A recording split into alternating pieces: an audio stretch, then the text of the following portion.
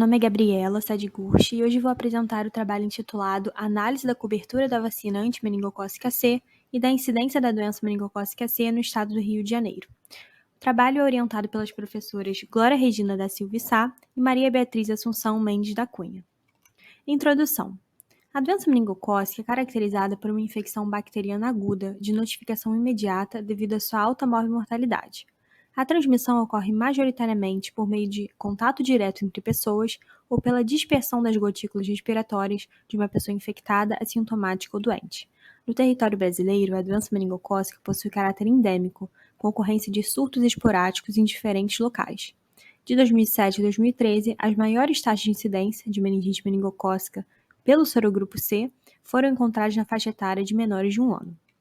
Diante desse cenário, a vacina antimeningocócica C conjugada foi introduzida em 2010 no calendário vacinal da criança, por meio do Programa Nacional de Imunizações, o PNI. A cobertura vacinal da vacina antimeningocócica C é calculada utilizando como numerador o número da segunda dose aplicada em crianças menores de 1 ano e como denominador a população residente menor de 1 ano, multiplicado por 100. A meta da cobertura vacinal desta vacina, preconizada pelo Ministério da Saúde, é de 95%. Objetivos.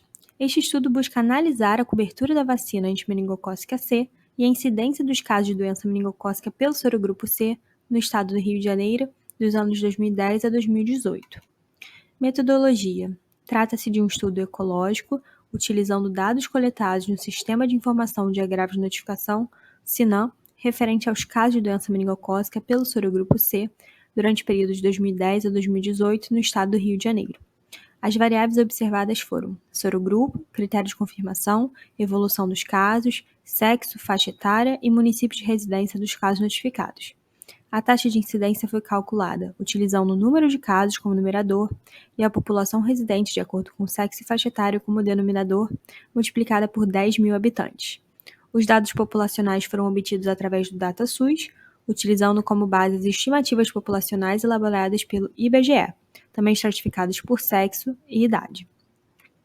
Em relação à cobertura vacinal, os dados foram coletados em relação à cobertura vacinal da vacina antimeningocócica C, utilizando como base a segunda dose dada aos 5 meses, como também foram obtidos dados da cobertura vacinal do reforço da vacina antimeningocócica C, dose dada aos 12 meses de idade. Esses dados foram obtidos no Sistema de Informações do Programa Nacional de Imunizações, SIPNI, utilizando como variáveis os municípios do estado do Rio e o ano. Os dados coletados no presente estudo foram tabulados no programa Excel e analisados de forma descritiva. Em relação aos resultados, podemos ver na figura 1 a cobertura da segunda dose da vacina antimeningocócica C nos anos 2010 e 2019. O ano de 2010 foi o ano onde foi introduzida esta vacina no calendário vacinal. Com isso, vemos o aumento das doses aplicadas a partir do ano de 2010 até 2011. Podemos ver que a partir do ano de 2016 começa a ocorrer uma queda da cobertura vacinal, sendo essa queda mais acentuada do ano de 2018 a 2019. Já na figura 2, mostra a cobertura da dose de reforço da vacina antimeningocócica C, onde podemos ver que há uma estabilidade das coberturas vacinais, porém, a partir do ano de 2016, também ocorre uma queda, sendo esta queda mais acentuada do ano de 2018 a 2019. Neste gráfico, podemos ver as duas coberturas comparadas, da segunda dose em azul e da dose de reforço, mostrando que a partir do ano de 2016, ambas apresentam uma queda na cobertura vacinal. Em relação à taxa média de incidência de casos da doença meningocócica pelo sorogrupo C e pelo sorogrupo ignorado em branco por faixas etárias, podemos observar que em ambos sorogrupos a faixa etária menor de 1 ano é a faixa onde predominam os casos. Sendo assim, com o aumento da faixa etária, ocorre a diminuição dos casos. Importante notar que este padrão é encontrado tanto no sorogrupo C como no sorogrupo ignorado em branco, e a faixa etária menor de 1 ano é a mais acometida, seguido da faixa de 1 a 4 anos. Em relação aos critérios de confirmação dos casos da doença meningocócica, na figura 5 podemos ver os critérios de confirmação utilizados em relação aos casos de forma geral, mostrando que o critério mais utilizado foi a aglutinação pelo látex, seguido do critério da PCR, seguido do critério de cultura.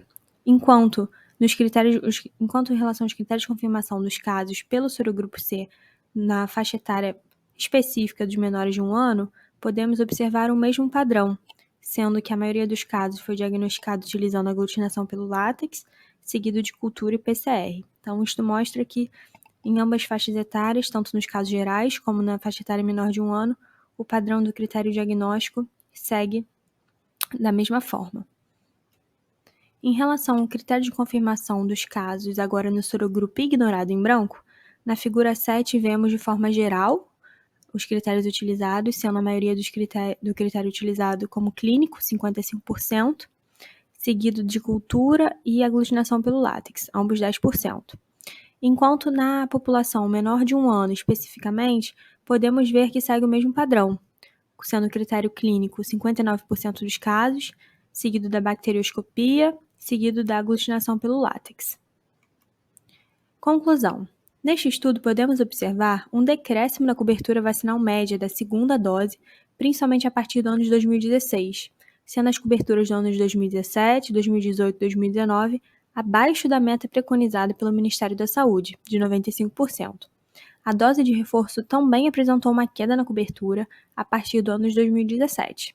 Esses dados mostram uma tendência de queda das coberturas vacinais, mostrando a importância de medidas que visem ampliar as coberturas.